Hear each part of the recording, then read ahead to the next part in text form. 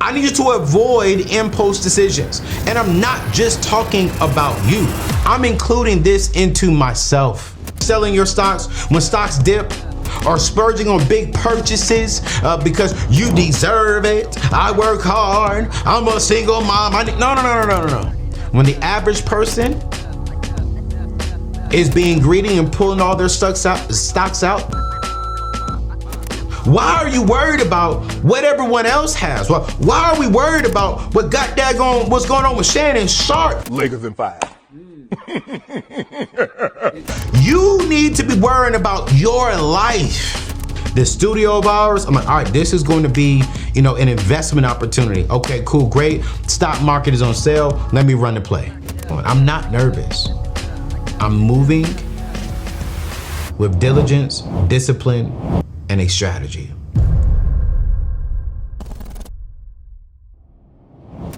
The U.S. economic climate in 2024 and 2025 is a mix of challenges and resilience.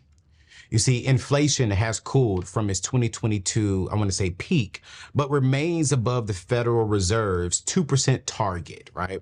And interest rates are at their highest in years, as we can see. We can all see that. You see, many experts that I'm studying see a real possibility of a mild recession. Economists recently put that the odds of a downturn in the next year at about 36%, right around 40%, which is up from 26%, in 2024. But yet, as I'm doing my study, as I'm continuing to research to continue serve you all and for my students at Virginia Union, the job market has stayed surprisingly robust with unemployment hovering right around 4%. You see, consumers are feeling the pinch of high prices.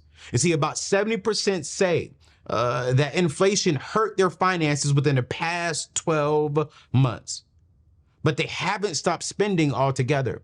In fact, consumer spending has been resilient. It's been consistent. Real consumer expenditures, I gotta say this word correctly, even grew in the late 2024. So this paradox of high cost and steady spending means that while times are tight, opportunities still exist to thrive if we're making smart choices. You see, the key, the main key is to control what we can. And that's our financial decisions. You see, in uncertain times, our mindset and our daily habits determine whether we merely survive or we actually build wealth and thrive. Because history has shown us that it is possible to prosper during hard times, during the recessions, if you stay level-headed and stick to sound strategies. Not what the world is doing, not how the world is turning up. No. I'm talking about sound strategies. So today I'm going to be covering 4 principles that I myself, during COVID and during this trade war, what am I doing, which is sound strategies. Number 1, I'm avoiding impulse decisions. Number 2, I'm living below my means. Number 3, I'm paying off debt, and I'm finding more ways to make more money. And so each one of those, I'm going to give you some practical stats and facts and points with recent data and inspiring examples to show you exactly how to navigate a downturn, how to navigate during this trade war, how you can still thrive right now. So I want to get straight into it. Here's number 1. I need you to avoid impulse decisions. And I'm not just talking about you. I'm including this into myself. One of the things I've taught myself is that you got to keep a cool head, Ayo. You got to keep a cool head when the markets and the headlines are swinging. You see, during recessions or a low volatile market, a knee-jerk reaction can hurt you more than the downturn itself. A recent survey, I think it was in NerdWallet, survey found that 22% of Americans made impulse purchases that seriously hurt their finances within the past 6 to 12 months. I'm gonna sit it right there.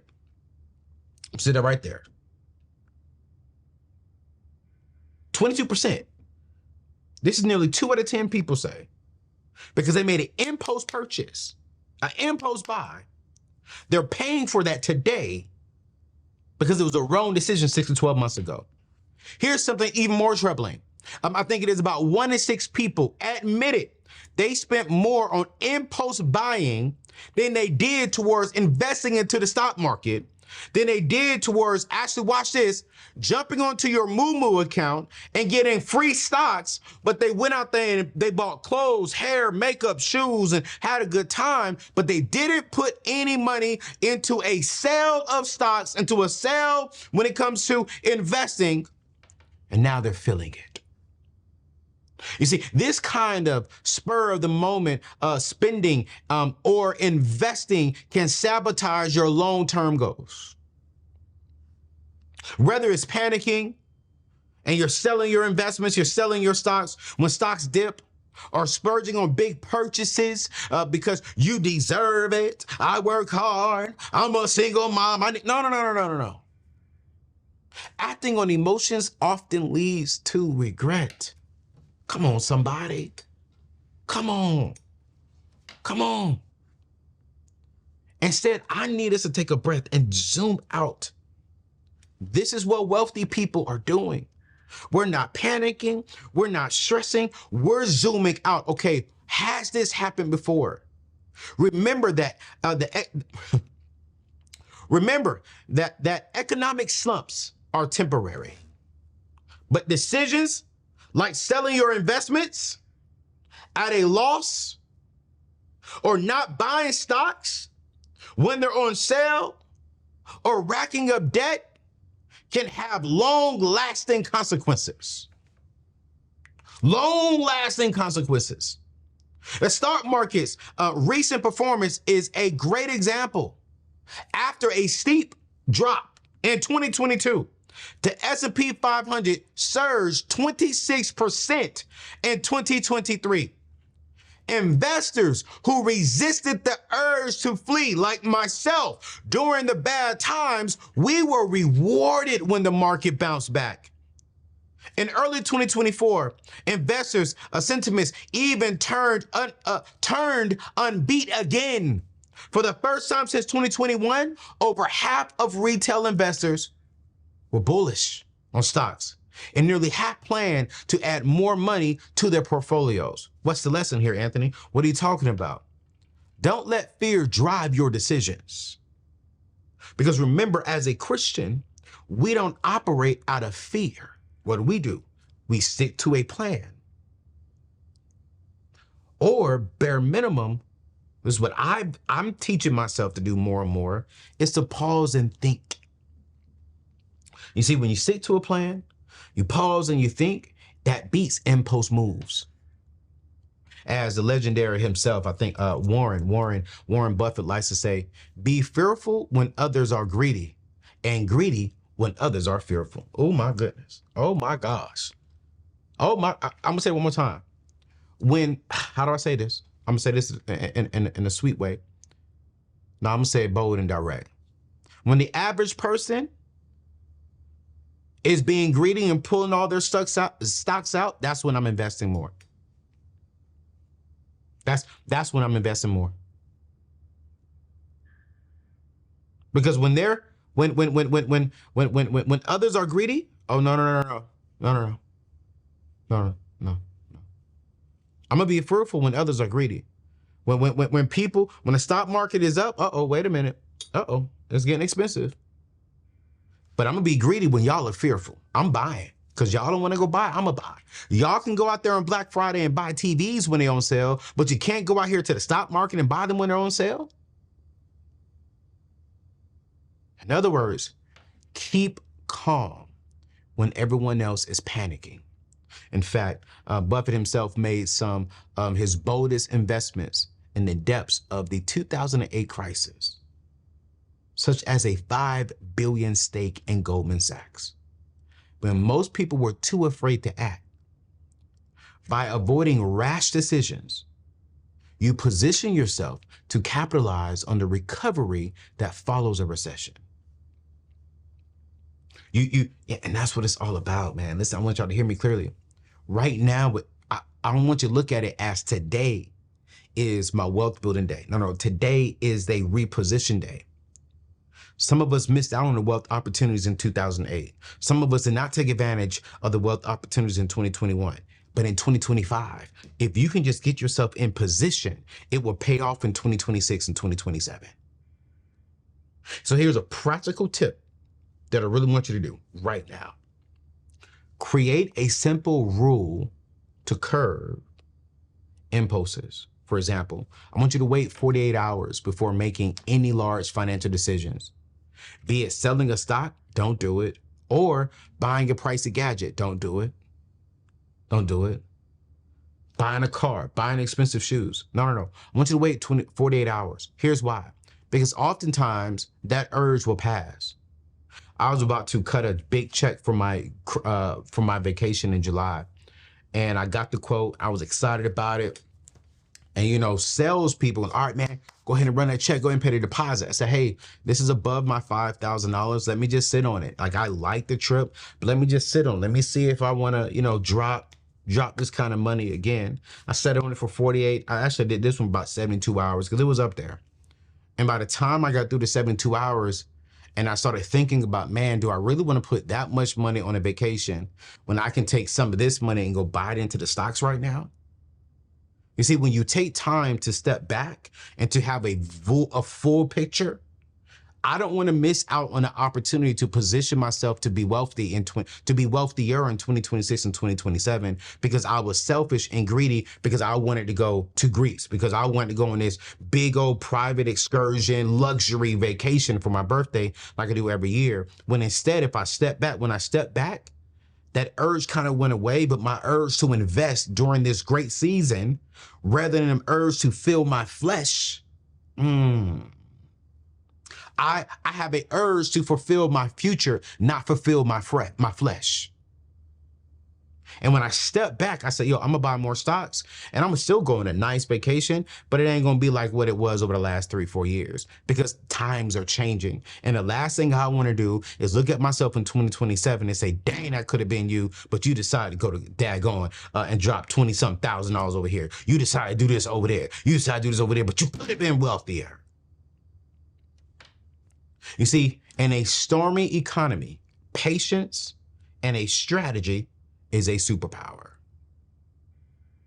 This is why I'm telling people, and we're going to put the link inside the show notes, you got to open up a Moo account. Because right now they're giving away anywhere between 5 to up to 60 free stocks for just opening up an account. So that's number one. We're going to put Moo information inside there. If you want to get you some stocks, get you some stocks. Here's number two. I'm living below my means. I need you right now, hear me clearly. I need you to live below your means. You see, when times are uncertain, living below your means is a non-negotiable. I don't care if you make $1 million a year. I don't care if you make $1 million a month. I don't care if you're making $100,000 a year. Living below your means right now is a non-negotiable. That simply means spending less than what you earn and avoiding the lifestyle creep. I was recently teaching my students at a Virginia Union in my class that money flows two ways. Y'all know it. It flows in and it flows out. It flows in and it flows out. And it sounds so obvious, but here's the reality. As of the late 2023, roughly 60% of U.S. adults are living paycheck to paycheck. And when I say this stat, a lot of you said, well, of course, man, I'm only making $60,000 a year. No, this even includes high income earners. These individuals are stretched as well, with little to no buffer if something was to go wrong. No wonder a majority of Americans, about 59%, watch this, close to 6%, say they could not cover a $1,000 emergency expense paying cash with its savings. In fact, only 41% will be able to tap into savings for such a surprise bill, while most would have to borrow, credit card, or cut back somewhere else. But these are the same people who went to goddamn Coachella and drop $3,000 on Coachella to dance. These are the same people who are buying Beyonce tickets. These are the same people who are buying Chris Brown tickets. These are the same people who know all the gossip, who know all the rumors, but you don't have the capability to cover yourself. These numbers should wake us up. These numbers show you how vulnerable many of us are when we don't have cushion. Living below your means by cutting unnecessary spending and prioritizing saving builds that cushion. Shrink your spending and grow your safety net. Why are you worried about what everyone else has? Well, why are we worried about what's going on with Shannon Sharp? You need to be worrying about your life.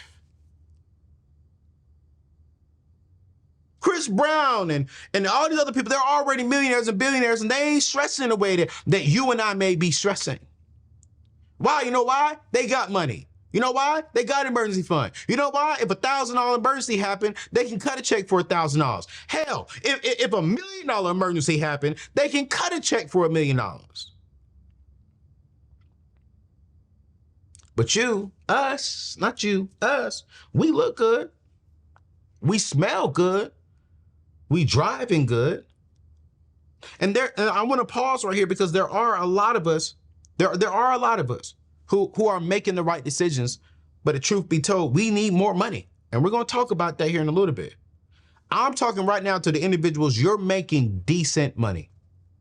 You're not making a whole lot of money, but you're making good money. And the problem is you're not stewarding the money well. So what I need you to do is start by identifying your wants versus your needs. And you do that by looking at your budget. Small tweaks add up. Cooking at home a bit more, delaying a new phone upgrade, negotiating down your bills, changing your cell phone service. I recently changed my cell phone service and I got a DM from one of my friends. I was like, yo, bro, I heard that you are paying like $35 a month for your cell phone service. I sure am. Sure am. Like, why in the world am I going to sit here and spend all this money? The phone call's still going to be the same. See, we're not thinking. We want to be name brand, not generic brand. If you start paying attention, start looking at me, I'm maturing, and there's nothing wrong with nice things because I like nice things. But man, I was about to buy some more jewelry. I said, I don't need no more jewelry. Let me get a nice Apple Watch. I can tell me the time and track my workout. I don't need no more bracelets, man. Let me get this nice little, my Aquasi from Africa name. $10. I bought this one for $200 used. Like I'm shifting, I'm doing things differently. I'm putting money into assets. I was about to buy a new car. I said, nah, man, let me go ahead and just buy me a cash car, an everyday cash car, and park my car and let it just chill, man. Nah, man, no. Let me just give me an everyday car that can drive me back and forth to my school. I can put my miles on, and I keep my big boys in the garage, and I'm done with cars for the next at least 5 to 10 years. Because right now is not a time for me spending money on liabilities. Right now, I need to be putting more money into my portfolio, more money into my business. We just opened up our studio. I just dropped thousands of dollars to bring a creative situation to the DMV area. That's getting booked left and right. And watch this. Not only is it going to be making me money, but it's also going to be putting more money into my team's pocket because they're getting commission off of the work here. So what am I doing now? I'm being smart with my money, and my money is not just making me more money, but it's putting more money into my Black employees. I want to thank my friends over at BetterHelp for sponsoring today's show. I want to talk numbers real quick. You see, traditional in-person therapy can cost anywhere from $100 to $250 per session. That adds up fast. You see, but with BetterHelp Online Therapy, you can save up to 50% per session while still getting high quality care. You see, with BetterHelp, you pay a flat weekly fee, making therapy more affordable, flexible, and accessible than ever. No more feeling like mental health is a luxury. It's something everyone deserves. Whether you're dealing with anxiety, stress, or just need a space to process life, therapy should fit your budget and your schedule. You see, personally, I turn to therapy to clear my mind, regulate my emotions, and navigate life's ups and downs. You see, and with BetterHelp, getting support is easier than ever. As the world's largest online therapy platform, BetterHelp connects you with over 30,000 licensed therapists and has already helped over 5 million people worldwide. It's convenient too, just a click away. And if your therapist isn't the right fit, you can switch anytime 100% hassle-free. So, your well-being is 100% worth it. I want you to visit betterhelp.com/AO today to get 10% off your first month. That's BetterHelp, HELP.com/AO. All right, let's get back to today's show. So why in the world am I going to drop? Why am I going to drop extra money over here when I can sit here and do it? Man, I was talking with some ladies and I was just telling them, I was like, man, yeah, I don't want to marry a woman. My desire, how do I say this correctly? My desire is that my family and I to be financially free. And I don't want me and my family to be in debt. I don't care if she comes to me with credit cards, student loans, and debt, and she's not practicing what I'm preaching right now. I don't care about that. But the vision is, babe, I want us to live below our means. Just because we making $1 million, we don't have to rent a Rolls Royce every single time we go out. I don't have to rent a Lamborghini every time we go out. Do I want us to have fun and enjoy our experiences? Yes. But does every single thing have to be so grand and so expensive? When I hear ladies say, "Oh my God, you can do both. You can be this and you can be this," and I'm like, yeah, but I think that mindset is what got us to there because well, we can do this, we can do this, we can do this, and when we wake up, look at where we are. We live in paycheck to paycheck. Now I'm looking at everything. Man, I was getting some landscaping work done. I got a quote from a guy. He came back and he told me, he was like, bro, I'm gonna run and play over here. It's gonna cost you da. I said, no, I'm good, bro. It was like $300. I said, no, I can get my other guy, man. He'll do it for like 175. He was like, bro, you got 300? I do have 300. But in today's day and time, money flows two ways. I want more coming in than more coming out. That's an extra $125. You see, the goal is to free up cash for savings and essentials, so you're not on the financial edge each month. This is especially crucial during today's day and time. When layoffs or emergencies can strike unexpectedly, I need you all really dialed in and thinking. But here's the good news, is Americans may be catching on to what's happening. See, the household savings rate, which had fallen steadily, I would say, throughout the year 2024, jumped from about 3.5% to about 4.6% in January of this year, 2025. That's an encouraging uptick. I love that. People are stashing away more money, but it's still below the historic norm of about 6%. So in other words, we're still not saving as much as what we need to be doing, but we're getting better, especially during these stable times, all right? So living below your means also means, how I say this? When you're living below your means, right, you get to take advantage of great opportunities. If you can save even a little regularly, you can invest at bargain prices during a downturn or simply have cash ready to seize a deal. For example, just the other day, my brother Courtney, who was he's either the show behind me or the show before me. I don't know when Michelle is putting that show up, but he texted me like 2 weeks ago. He said, hey bro, buy these 3 stocks today.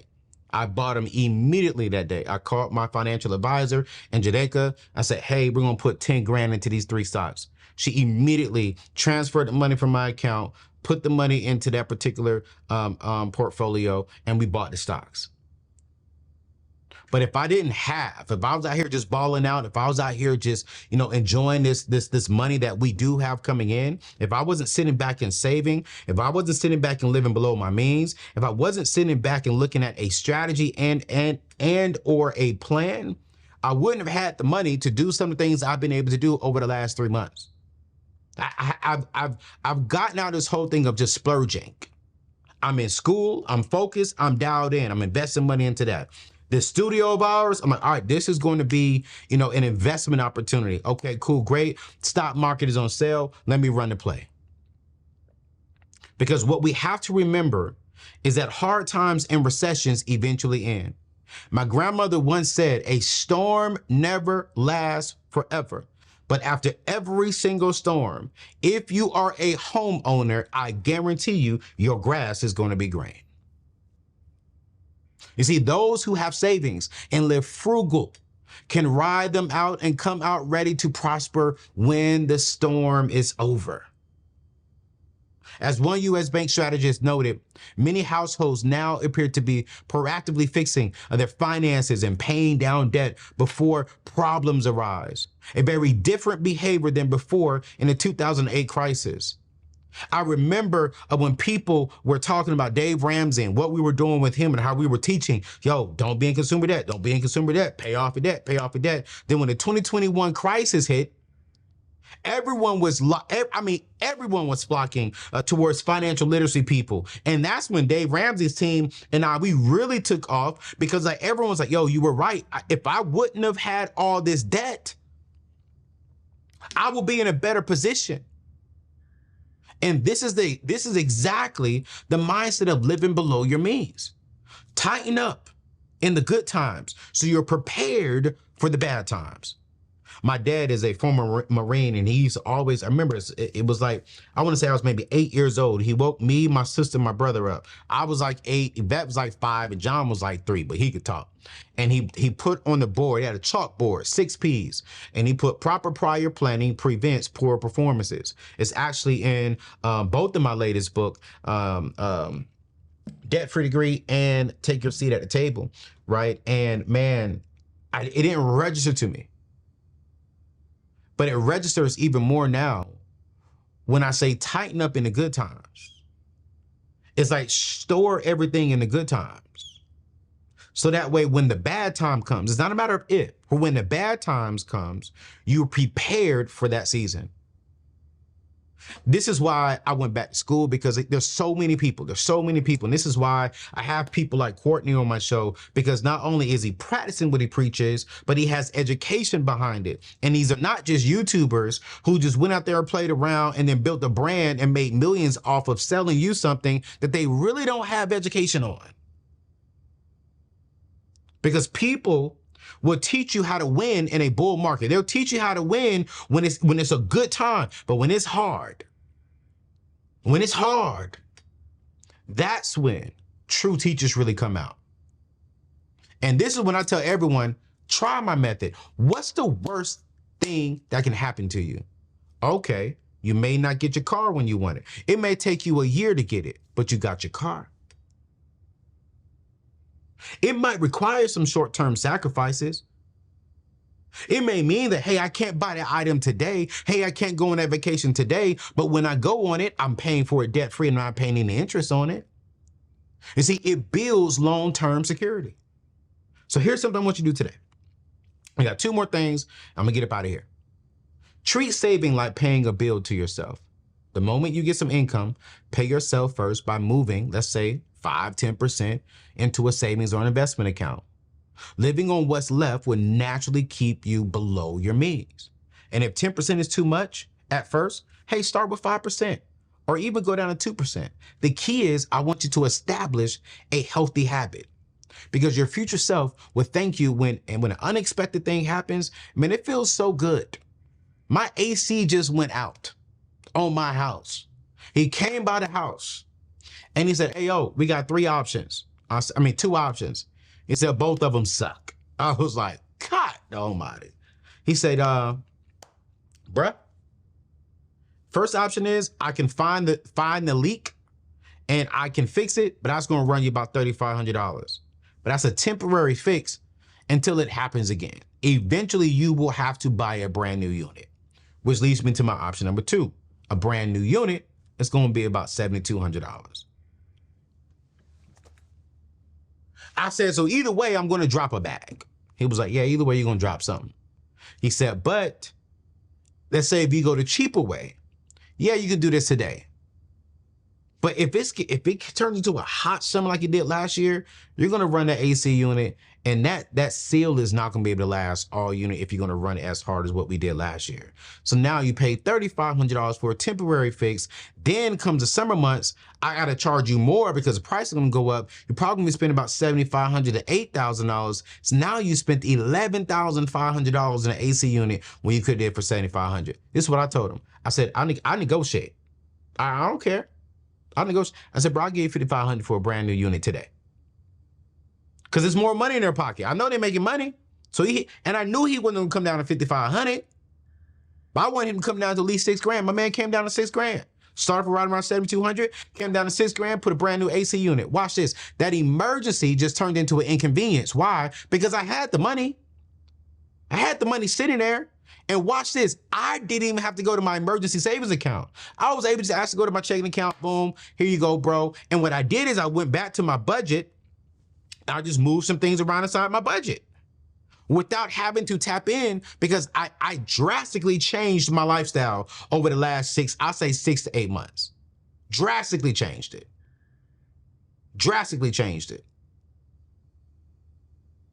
Was even on number 3. And I'm not going to be on this one too long because you all know how I roll with this. Y'all got to start paying off your consumer debt. You see, in a recession, or any time really, debt can be a dangerous burden, especially high interest debt like credit cards. The numbers are eye-opening. You see, by the end of 2024, total household debt in the US hit a record high of about $18.13 trillion. Within that, credit card balances surpassed $1 trillion for the first time ever since 2023. You see, Americans have added hundreds of billions of dollars in credit card debt since the pandemic in 2021, partially because of higher prices and in some cases just overspending. I'm just going to be real with you. You see, carrying such debt is especially costly right now.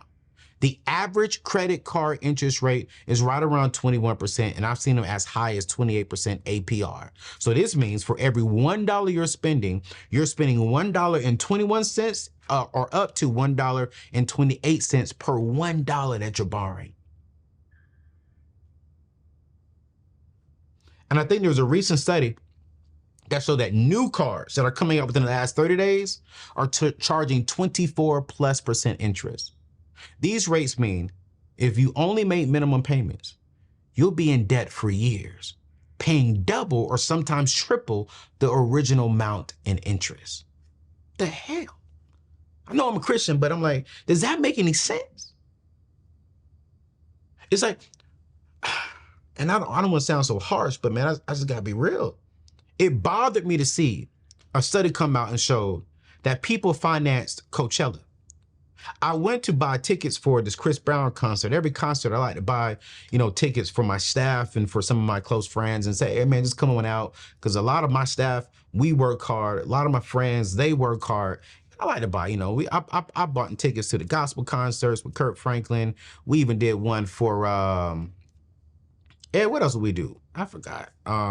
We did a lot. We did a lot, right? And when I went on there this time for the Chris Brown tickets, I was looking at the checkout. I just saw this for the very first time. And then now I see it. Now you can check out and pay for the ticket, which is what? The average ticket is going for about $350 to about $800 a ticket. You can pay for that over 24 months with a 17% interest rate. To see this dude dance on the stage, you're going to pay 17% of an interest rate. Hey, let's be real, man. I saw just recently, now on DoorDash, you can finance your cheeseburger. You're going to pay 12% on a burger? Listen, y'all, we got to prioritize paying down debt. Our credit card debts, personal loans, student loans, and any other loans that we may have. Because the moment we do that, every dollar of debt you eliminate is a guaranteed return. If your card is 21%, paying it off is like earning a 21% return risk-free. It also frees up monthly cash, which is a lifesaver in today's day and time. Recent data shows that consumers are starting to heed this advice, and I love it. Even though debt levels, debt levels are high, delinquency rates.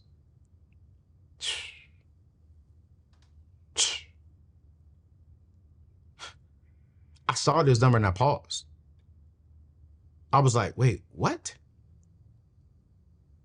Delinquency rates, these are individuals who are behind on payments, are still near historic lows, implying many are managing payments responsibly. You see, in the late 2024s, the credit card delinquency rate was about 3.1%, the highest since 2011, but roughly half the peak seen in 2009. So households are starting to get this understanding that consumer debt is actually hurting me more than it's helping me. This whole analogy of man, use other people's money to go buy a purse is stupid. Now, is the analogy correct? Use other people's money to go buy an asset like a home? Absolutely. But even for me, when I use it to buy assets, I still have a strategy and a plan on how I can utilize that asset to pay off the debt, because eventually I want to be 100% debt free. So not just consumer debt free, but I want to be 100% debt free to where I own all the assets. That's my goal. I don't care what no one says. Everyone can knock Dave Ramsey for what he's teaching, for what he's believing. I understand it. You know what I'm saying? But at the end of the day, that man is debt free. If he lost everything today, if he stopped making money today, he's still going to be worth $500 million. So for you all, I need you to focus on paying off your consumer debt aggressively. Okay? Use a debt snowball method. This might mean you have to cut some unnecessary expenses. This might mean, brothers, we need to stop going out on as many dates, or if you get some dates, get creative. Listen, man, I just said on another show the other day, man, I'm using Groupon on dating. I don't care what no one says. But watch this. The young lady will never know or even experience that I only paid maybe $30 for the date. Because I know how to think, not a process. I know how to make it feel grand because of the intention and the effort that I put into it. But brothers, we got to cut back. Ladies, some of y'all need to start doing your hair at the crib. I literally got on one of my friends the other day. She gets her hair done every single week, and she's dropping $300-400 to get her hair done every single week. But it's the same one that was complaining to me about eggs about a month ago. I said, yo, sis, don't do that. You just dropped $300 on your hair for what? For the gram? I said, no, don't do that. And she started laughing, but she's like, but nah, you real. I'm spending $1,200 a month on hair, $1,200 a month on hair, but I'm complaining about a $12 cart of eggs.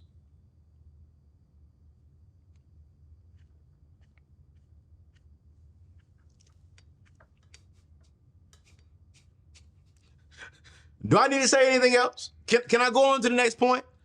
Because I'm always talking about this debt-free journey. I'm always talking about it. So you know what? I'm gonna skip over to the next one. I think y'all get the point. Here's my last point. Number 4. How do we stay true? How do we stay strong during this market? Number 4, you got to find ways to make some more money. Got to.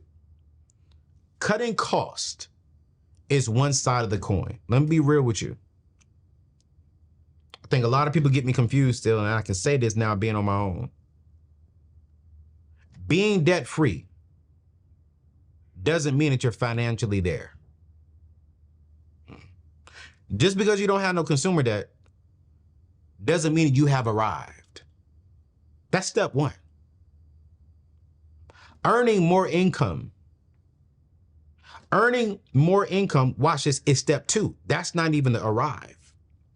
What is the arrive? When your income now generates into wealth moves to where you no longer have to exchange your time to make money. Your money is making you wealthier. Like your money is now working harder for you. So once we get out of debt, that's great. Now we're not throwing away interest. Now we put ourselves in a position to receive more interest, to generate more income, that we can take this income and invest it into a wealth stream that doesn't require all of our time, but that wealth stream is while we're sleeping, while we're out there dating, while we're out there with our friends, while we're out there being a father, while we're out there being a mother, while we're out there enjoying life, our money is still working hard for us. And the truth of the fact is, during a recession, having multiple streams of income and wealth streams and boosting your earning power will be a game changer right now. We're living in a golden age of the side hustles. And it's not just a trend, it's necessary for us. A 2025 Linden Tree survey showed that nearly half of Americans, 44%, have a side hustle, and most aren't doing it just for fun. 43% of side hustlers say they need the extra income to cover the basic expenses. Now, when I was doing this study and just not doing it, when I was reading this study, watch this, with wages struggling to keep up with inflation, people are driving for Uber, people are freelancing online, they're selling crafts or turning their hobbies into dollars to bridge the gap. Why? Because 71% of these hustlers earn under $500 a month from it. So wait a minute. So they're making an extra $500 a month on top of their salary, and these individuals are in debt. But what I loved about this study is, even that extra $500, that was grocery money. That was gas money. So it kind of relieved them from that extra stress. But when I was reading this study, that extra money, because they were drowning in consumer debt, they couldn't take that money and go buy stocks. Well, Anthony, what in the world? I mean, $500 is not a lot of money to buy stocks. No, I don't think y'all follow my people then. No, if you got $100, you can buy stocks. If you got $500 extra a month, you can buy some stocks. You ain't got to drop $5,000, $10,000, $20,000 to get into the stock market game. Do you want to eventually get there? Absolutely. Absolutely. But your side business should be the vehicle that's putting you in position to set yourself up to be wealthier in 2026 and 2027. I'm not looking to make a whole lot of money in 2025. What I'm doing is I'm putting myself and my money in position to have the best result come 2024 and 2025, 2026 and 2027. That's what I'm doing. That's what I have a strategy, I have a plan. Beyond side hustles, I want you to think about how you can increase your primary income. Is it time to negotiate a raise or look for a better paying job? Despite recession worries, the labor market in many industries still has opportunities. Tech is still a great opportunity right now because everybody needs tech. McDonald's, Walmart, you name it, everybody needs tech. I was talking with one of my friends, and she was telling me how she has 3 full-time tech jobs and she does about $300,000 a year.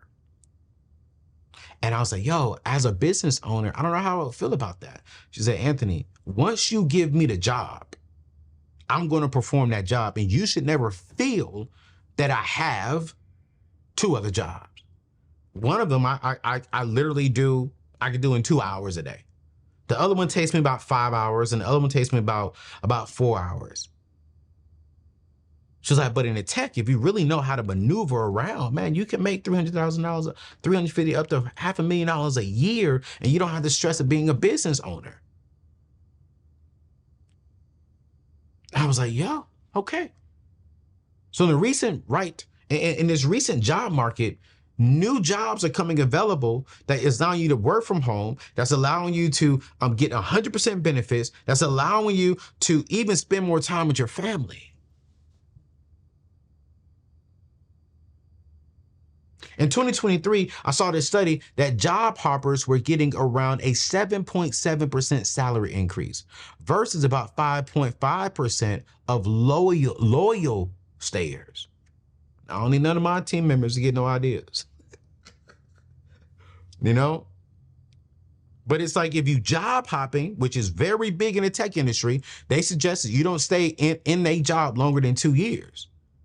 You take your skills and you go to another tech company that's going to give you a little bit more money. Now, to me, at this season of my life, I don't know if an extra 2% is worth it. But again, when I think about the math, if I'm getting an extra 2% this year, then I get an extra 2% 2 years from now. That's 4% more than what I was getting 4 years ago, right? But my whole thing is about ownership. Just the way I think. So you got to look at what works good for you. I don't want to speak that because it may not be the right thing for you. But I'm thinking about how do I stay on one job, maximize the opportunities, free up time, so that way I can do something that I 100% own, that I can pass down to my kids. That's how I think. But you got to think about yourself. What are your strengths? What are your weaknesses? All right. So listen, times are getting rough. Times are getting there. I literally just came out with a new product we're going to be introducing to our couples. We have a new journal. It's right here behind me. And we're going to be rolling this out here at the top of the month. My company, myself, I'm sitting back and I'm talking to my team. What are some cool new products? What are some cool things that we could do that not just makes us money, but it honestly serves a value to the person who purchases it? Then also on my personal side, what investments can I invest into? How can I serve more at my school, Virginia Union? Now is the time to make that happen. So I'm extremely excited about what we have and what's going on. I'm not nervous. I'm moving with diligence, discipline, and a strategy. I'm not moving out of fear. I didn't touch not one of my stock markets when they dropped. I remember when Courtney texted me that one day, he said, hey man, buy the stocks. I put 10 grand into the stocks. That very next day, I think it went down by like 2-3 points. I said, hey, it is what it is. I didn't get scared. I didn't take my money back out. I left it right there. Because here's the truth. The market can go up and down. I still got the shares. I still have the shares. So if the shares go up next year, I'm winning. The people who pulled out actually lost. Remember this. It's on paper. It's on paper. Once you pull it out, it's permanent. So I didn't like seeing it go low. I didn't get fearful. I wasn't tripping. Because after every storm, there has to be green grass. But whoa, this is how I'm gonna end the show. This is how I'm gonna end the show. This is good right here. Ooh, I like this. Boy, I love it. I love the fact that before I got my education, God made me get an understanding of the Word of God first. He made me get an understanding of the Word of God. So I see things differently. I see things differently. Watch this. I talked about this year is my position year. This is the year that when everyone else is fearful, I'm going to be greedy. When everyone else sees a problem, I see a solution to my future, right? And I talked about you got to put yourself in a position. This is good. Dial in, listen to me. I remember one of my neighbors, every single year, I aerate and overseed my grass. Well, there's one particular year, I told my my guy, I said, you know what? I'm gonna pay you for double seed. He was like, double seed? I was like, yeah. I want you to aerate, put the holes in there. But this year, I want you to put more seed in. Because I want my grass to be thick. I want my grass to be, you know what I'm saying, just flush. I want them lines in that grass when you cut it. And my neighbor overheard me talking. He's like, but bro, that's too much. I was like, nah. He's like, why are you doing that now? You should have did that in the spring. I said, nah. I want that seed to sit in November. I want it to sit. I'm gonna put some water on it and make sure that it's good, but I want it to sit throughout the winter months because I want to sit there and just, you know, just get used to it. So that way, I'm in position to when the season comes around.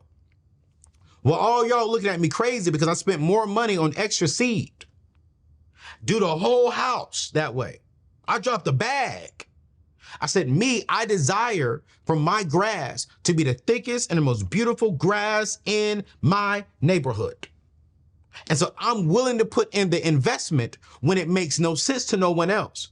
Because I know when the winter season is done, when the bad season is done, when all the snow is gone, when we get all this rain during the spring, when we gonna get the storm in the spring, oh boy, it's hitting seed. It's hitting seed. So when that late spring and that early summer come in, boy, that grass gonna be green and thick, boy. It's gonna be green and thick. And it went through snowstorms. It went through actual storms.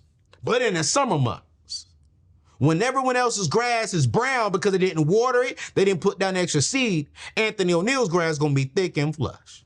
It is so thick. It is so thick that my dog, she loves to go out there and just lay in the grass. Cause ain't no weeds around. It ain't just dirt. She be looking at me, be smiling, be scratching, like, thank you, daddy, thank you, daddy. I'm like, girl, I know what I'm doing. So now every single, right before the winter months, that's what I do. He doesn't ask me no more. You want double seed? Yes, sir. Yes, sir. Double seed. Double seed. And that's exactly what this is. Double seed. Double invest. Be patient. Because here's the truth. I don't see value in it when it's snowing. And sometimes, I gotta go. I gotta end this show. But sometimes the worst, that's so good. The worst time to plant seed is when you think you want to. In the summer months. That's the worst time. It's hotter. I mean, your water bill's gonna go higher. Because you gotta water that thing pretty much throughout the entire day because it's 90, 100 degrees outside. You don't get a seed enough time to germinate. And some of you all didn't give yourself enough time to invest, to let that money sit and to let it grow because you got scared. Like, why do it now? This looks bad. I don't see the summer coming. Man, shoot. Where there is no vision, that's where people perish. Vision simply means you see it when you don't see it.